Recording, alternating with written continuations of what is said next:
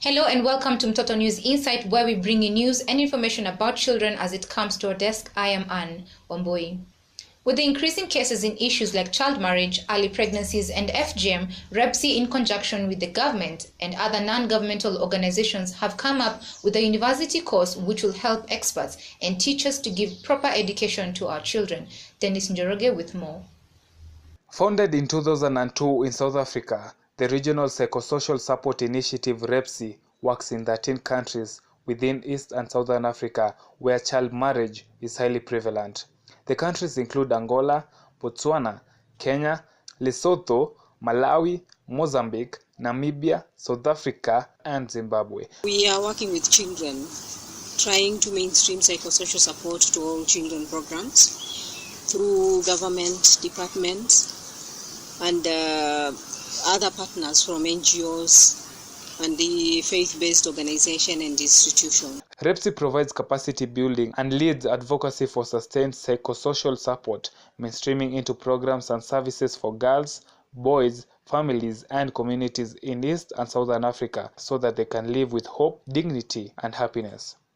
With conjunction with other partners, REPSI has come up with a new course which is going to be introduced at Masai Mara University, which will look to give appropriate training to teachers so that they can be able to tackle the many issues that are affecting our children and our society. We've been doing it with Hope Worldwide Kenya, our partners here in Kenya, together with the University of KwaZulu-Natal. But for us to be able to make it widespread in the country and to be localized, from next year in February, we are going to do the first intake with the Masai Mara University. We are going to do our advertisement through the Masai Mara University website. And if we also come to REPSI website, you will find us advertising it soon, so that people can begin to register, can begin to ask questions what they want to do, and how does the cause do and how it will help them. Like many other countries in Africa, Kenya children are faced with challenges which need to be addressed. These include teenage pregnancy, early marriage, female genital cut, alcohol and drug abuse, sexual violence and bullying, radicalization, sex and sexuality, modern technology, HIV and AIDS. We have also been dealing with, on the side of HIV, issues of grief, issues of trying to build resilience to these children, issues to help them adhere to medication, and also go back to school. We are also, apart from having the certificate course, we are having a diploma course for teachers. Yes. It is not yet here in Kenya, but once we are ready, we can work together with the Ministry of Education to see how we can bring it here in Kenya to benefit teachers, to benefit our children. REPSI and the government has made effort to develop policies and framework to address children issues including protection and support. These include National Children Policy, National Early Childhood Development Framework, Special Need Education Policy Format, and Children Protection Framework. With the project being a short-term thing, REPSI looks to set up the course to other universities so that it can assist as many children as possible. Reporting from Mtoto News, I'm Dennis Njoroge. Ghana hosted the second African Girls Summit on ending child marriage and other harmful practices with the theme Enough with the Silence. The summit, aimed at having sexual reproductive health included in the education curriculums, would see to it that the governments had a mutual age agreement for marriage at 18 years. To end child marriage, and we call on them to provide support systems for survivors of child marriage and enforce laws that criminalize the perpetrators and supporters of such a disgusting act. Hundreds of guests gathered for the second African Girls Summit on ending child marriage and other harmful practices at Labadi Beach Hotel in Accra, Ghana on 23rd and 24th November 2018. In line with the theme of the summit, Enough with the Silence, organizers, partners, practitioners in this field and participants hoped on looking at where the campaign on ending child marriage is at and advocating for adolescent sexual and reproductive health and ways to combine efforts towards ending child marriage. According to Girls Not Brides, there are about 700 million girls globally who were married before their 18th birthday, meaning every 3 seconds, another girl below 18 years becomes a child bride. In West and Central Africa, 42% of women are married as children, while in East and Southern Africa, child marriage affects 37% of girls. The two-day conference was launched by the First Lady of Ghana, Rebecca Akufo-Addo, alongside other First Ladies from Sierra Leone, Liberia, and Nigeria.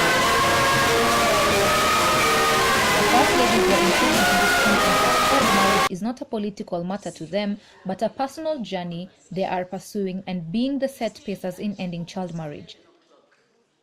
Youth activist Natasha Chibesa was firm and eager to address the audience, emphasizing the slogan, "There is nothing for us without us." So I encourage you to firstly understand that times are changing and you should move with the times. Secondly, listen to and involve young people in decision-making processes. When young people actually feel part of something, they'll easily even listen to you out of that. So if you really want them to listen, you listen to them first, hear them out, and ensure that you help them.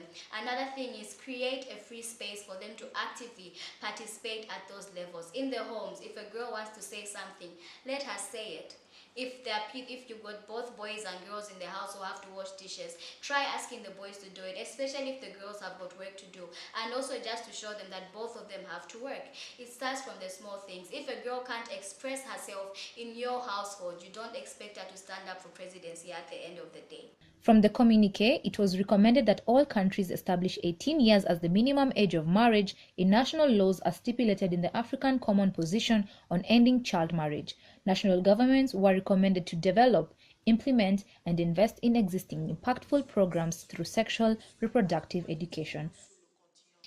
A boda operator in Nakuru who was charged in May 19, 2017 with 20 counts of exposing minors to pornographic materials and forcing them to engage in sexual acts was found guilty of child pornography by Nakuru resident magistrate Eunice Kelly. He will be sentenced on December 2018. Tommy Kidemi had been accused of forcing children to engage in sexual acts, promoting child prostitution, child pornography, and sex among children. Huyo mzee akona video anaonyesha porno. Hizo maporno na kuna msichana kwa hapo mwenye ako akili punguani. Wakifanya hivyo alafu anawaambia example ndio hiyo na nyinyi endelea kufanya nini? Na nyinyi endelea kufanya vile huyu anafanya. Sasa sisi tumekuja hapa Central na tunafukuzwa na ni haki yetu. Kama mimi kama mzazi mtoto wangu akosi, sio kama hakuna ukimwi, sio ni nini ako nayo na tunafukuzwa. Tunafukuzwa na jamani wetu naye amewekwa ndani. Hiyo sasa ni gani? Serikali ndio hii tumekimbilia, alafu wanatufukuza. Haki yetu ni gani? Serikali tusaidie. Sisi tunataka huyo mwenye anaitwa Tom ameishi tu akishikwa anarudi ndani. Hatutaki atoke au ndani tu watoto wetu hatujui kama wako na ukimwi ama wako na nini. He was said to have committed the offense at his home in Railways Estate, Nakuru County, on diverse dates in March last year. The children who testified told the court that they visited the accused home on various occasions where they were lured to watch pornographic movies and engage in sex with a mentally disturbed woman at the man's house. Showing pornographic features to young children is a very serious offense, and we are not going to accept that. To me, I would say that it's only a person of unsound mind or a wild beast who can do such kind of thing.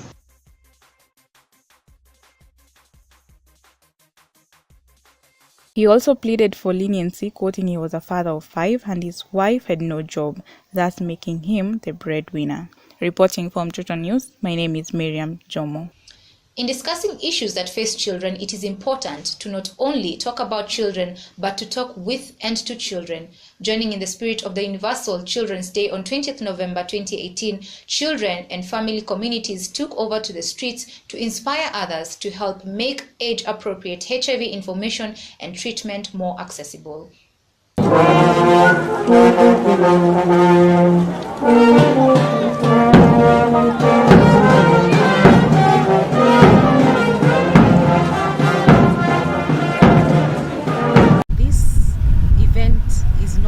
An event that started today. It started a while ago when we started having dialogues between religious leaders and people living with HIV, and as a result of the dialogues many issues came up that we felt needed to be addressed, and among them was the stigma within the faith communities, the lack of access to essential services within our our facilities and even challenges around adherence to treatment. And therefore, in the past, we started engaging. And then after a while, we realized that as we engage, we have left children behind. And as a network of religious living with HIV, we also realized we have a number of our members who have children who were born HIV positive and some who are living, with HIV. And we felt it is very important that we respond to the family issues in a holistic way. That report brings us to the end of this week's news bulletin. For more news and information, visit our website www.mtotonews.com and follow us on social media pages at Mtoto News. Thank you for watching. Until next time, I am Anne Wambui.